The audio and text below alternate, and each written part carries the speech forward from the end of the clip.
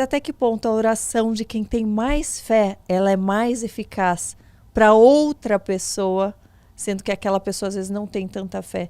Se aquela outra pessoa te pede uma oração, por exemplo, mas ela mesma não tem a fé, ela tem eficácia?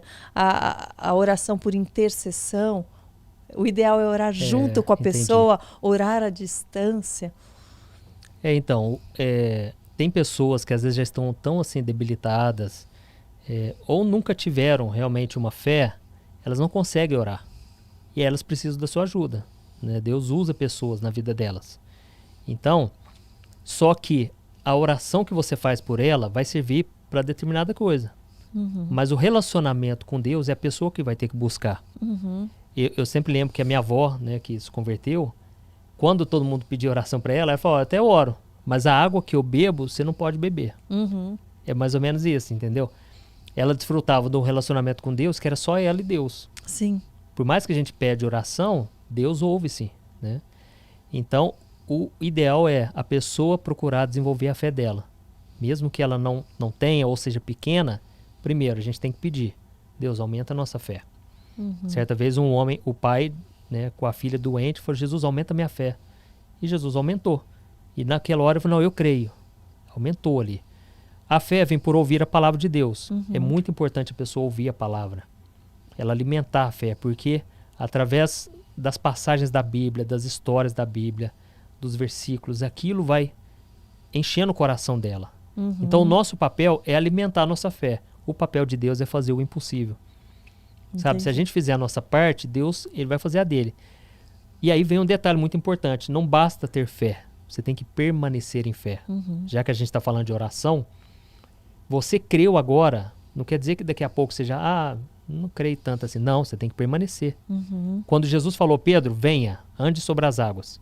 Pedro foi, mas ele começou a afundar, porque ele começou a ver os ventos contrários, a tempestade vindo, e ele afundou.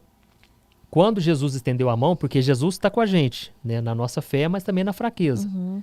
Ele estendeu a mão, segurou em Pedro, só que ele falou, Pedro, por que você duvidou?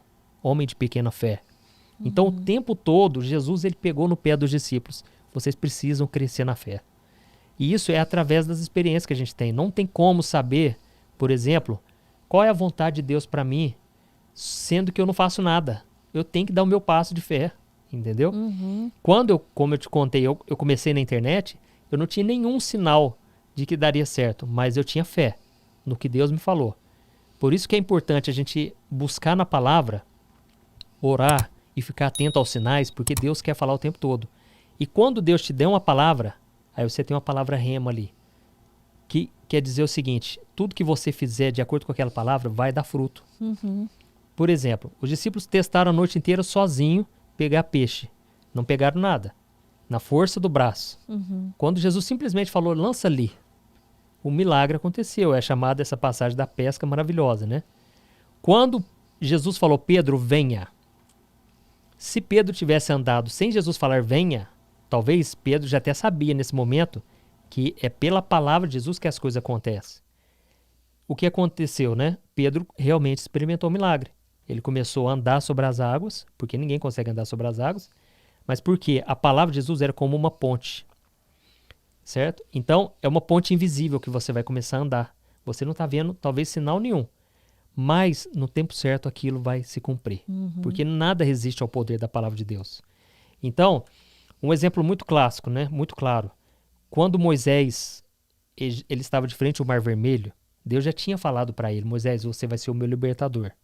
Você vai falar tudo o que eu for te dizendo. Ele chegou de frente ao mar e o povo desesperou. Por quê? Eles só viam aquele mar gigantesco e as carruagens de Faraó atrás. E o povo falou para Moisés, Moisés, foi por falta de túmulos lá no Egito que você nos trouxe para cá? Porque vai todo mundo morrer. Ainda mais com criança, com pessoas de idade. Imagina. E Moisés, naquele momento, ele disse, acalma-se, gente. E Deus vai fazer. Só que o povo não parava de clamar. E aí Deus falou para Moisés, por que estão clamando a mim? Diga ao povo que marche. Entendeu? Porque chega um momento que não precisa nem mais oração. Você já sabe o que tem que fazer. Precisa uma atitude, né? É uma atitude. Então, nem tudo é oração. Se você já sabe o que tem que fazer, por exemplo, uma vez uma moça me perguntou, né? Pastor, mas o que acontece para você ter tanta inspiração assim? O que você faz? A cada mensagem que você vai escrever, você ora? Eu falo, moça, se eu fosse orar, não ia dar tempo de eu escrever as mensagens. É muita mensagem que eu escrevo todo dia. E eu não ia sair do quarto. Só que o que eu faço? Eu me apoio numa palavra. Deus já falou a palavra. Agora o que eu tenho que fazer é agir. Sim. Crendo que Deus vai fazer. Sim. Então, tudo que nós precisamos é de uma palavra de Deus.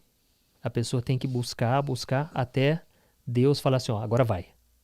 Entendeu? E esse é o difícil, porque a gente desanima. E Jesus contou uma parábola lá em Lucas 18, a parábola da viúva e do juiz iníquo. Era um homem que não servia a Deus, um homem que não respeitava ninguém, não tinha nenhum temor das coisas de Deus. Só que aquela mulher, ela tinha uma causa na justiça. Ela não queria vingança, ela queria justiça. E ela começou a bater na porta daquele homem. E ele não estava nem aí para isso. E Jesus, no começo da parábola, está escrito assim, ó, Jesus contou a parábola da viúva e do juiz para nos mostrar que nunca devemos desanimar na oração. Esse homem não queria saber de atender o pedido dela. Só que ele pensou consigo mesmo, essa mulher está me importunando, eu vou atender ela. Eu não respeito Deus nem as pessoas, mas essa mulher eu vou atender, porque ela não para de bater na minha porta.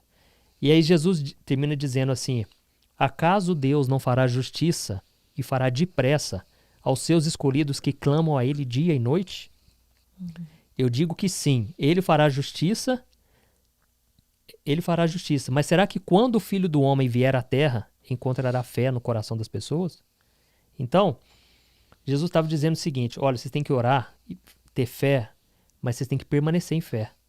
Bateu hoje, não deu certo, bateu amanhã, bateu de madrugada, de manhã, vai orando.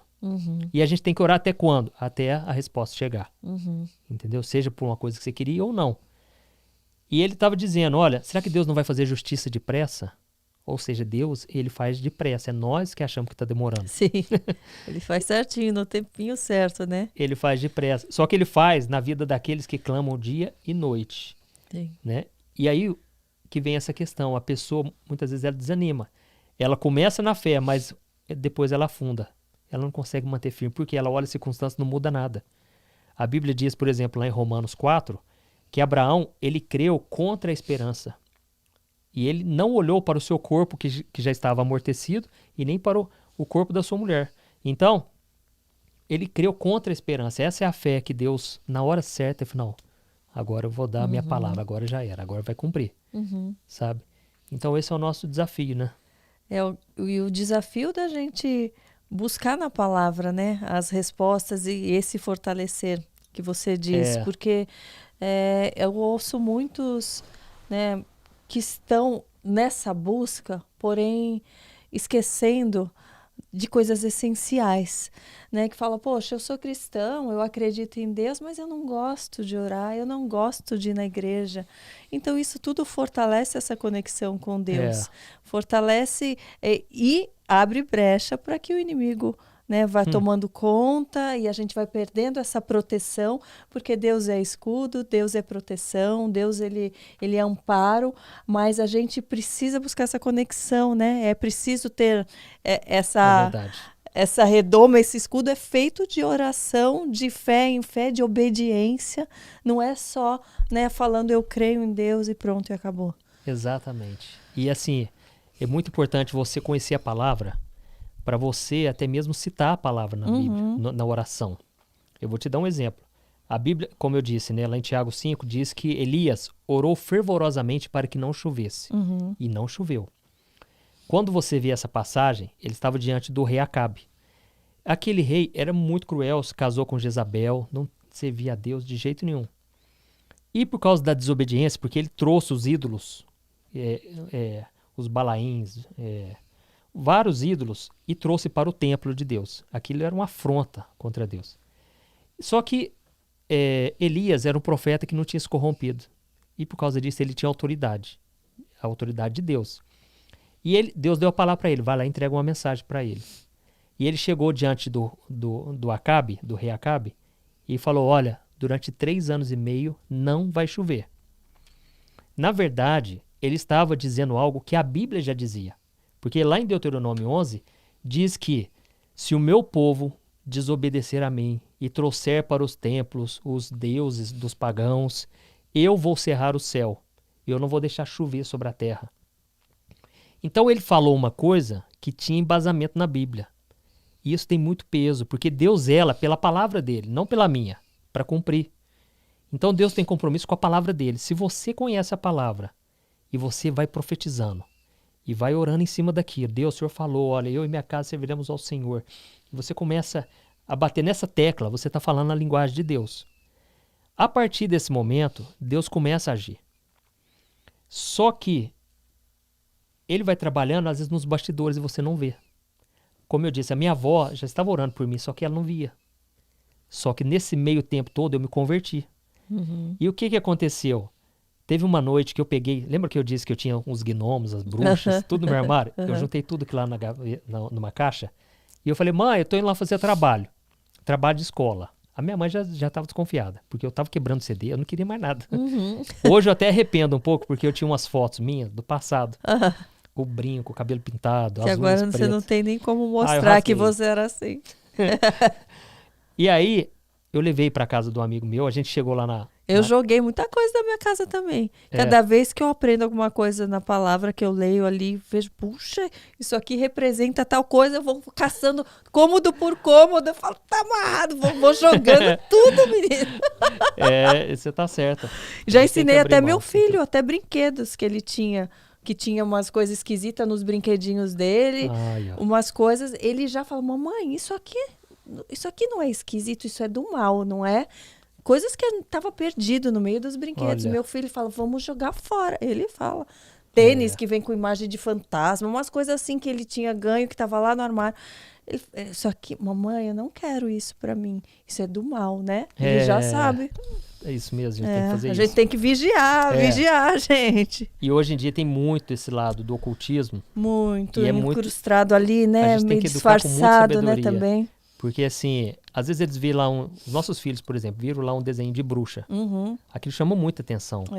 Porque o ser humano gosta desse lado, né? De coisa assim que... Misteriosa, né? Que é uma criança ama, né? É quase você vai virar um detetive no meio do mistério, né? Tipo isso. Você falar que vai ter uma porta secreta ali, você cria toda uma imagem e entra na história. Né? Aí é só explicar, né? A gente tem que explicar mesmo, que não é de Deus, né? Sim. E aí, o que acontece? Se você não entende como Deus trabalha, você sofre muito. Porque Deus não vai fazer no nosso tempo. Você pode espernear, pode orar, pode jejuar, pôr o Brasil inteiro para orar por você. Se não for o tempo de Deus, ele não vai cumprir. Ele não se deixa levar por emoções, assim, né? E aí o que a Bíblia diz? Lá em Isaías 64, versículo 4, diz que desde a antiguidade nunca se ouviu falar de um Deus semelhante ao nosso, que trabalha em favor daqueles que nele esperam.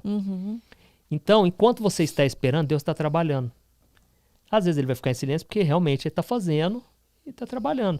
Sim. E quando eu entendi isso, minha vida mudou.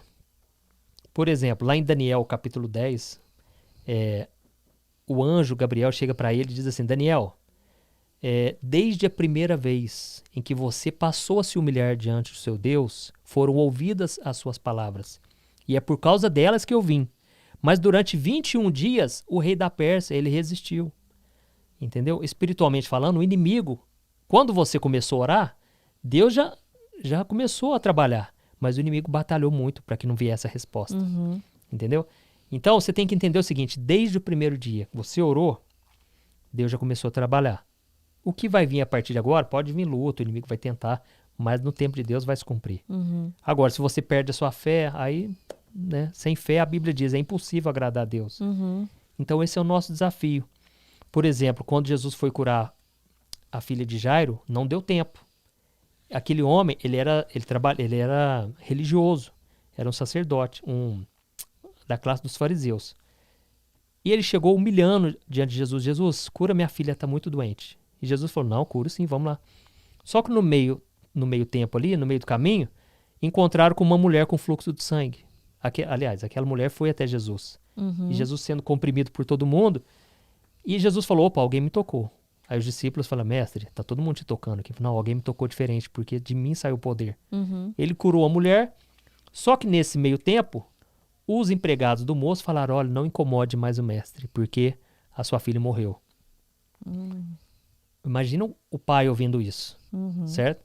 Só que a Bíblia diz, Jesus, não se atentando ao que as pessoas disseram, chamou o pai e foi até a casa. Jesus estava com medo daquele homem perder a fé dele. É muito importante, a gente tem que tomar muito cuidado com os nossos familiares. Você conta, às vezes, algo que Deus fez. Eu já contei esse testemunho que eu te contei, do anjo e tudo, e pessoas já jogaram um balde de água fria. Sim. Ah, mas será que isso não é coisa da sua cabeça? Será que não sei o quê? Sabe? É muito importante proteger o nosso coração. Né? Lá em Provérbios 4, 23 está escrito, se existe algo a se guardar, guarde o seu coração. Sim. Porque é dele que procede as fontes da vida. Sim. Aí Jesus chamou ele no canto. Quando ele chegou lá, ele falou, por que vocês estão chorando? Porque já estava naquele clima de velório. A menina só dorme, ela está dormindo. E começaram a rir dele. Aí a Bíblia diz que naquele momento Jesus chamou o pai, a mãe, Pedro, Tiago e João, para ensinar eles também. E chamou só eles para entrar onde a menina estava, porque os outros iam atrapalhar, entendeu? E aí ele foi lá e disse, Talita cumi, e a menina foi totalmente ressuscitada ali. Então, a coisa mais difícil é a gente manter a nossa fé, é muito difícil, né? Eu costumo dizer o seguinte, o maior testemunho não é aquele que o cara fez um monte de coisa no mundo e não sei o quê. O maior testemunho é aquela pessoa que manteve firme, sabe, com Deus, mesmo diante das piores lutas, né? A pessoa tá lá firme com Jesus.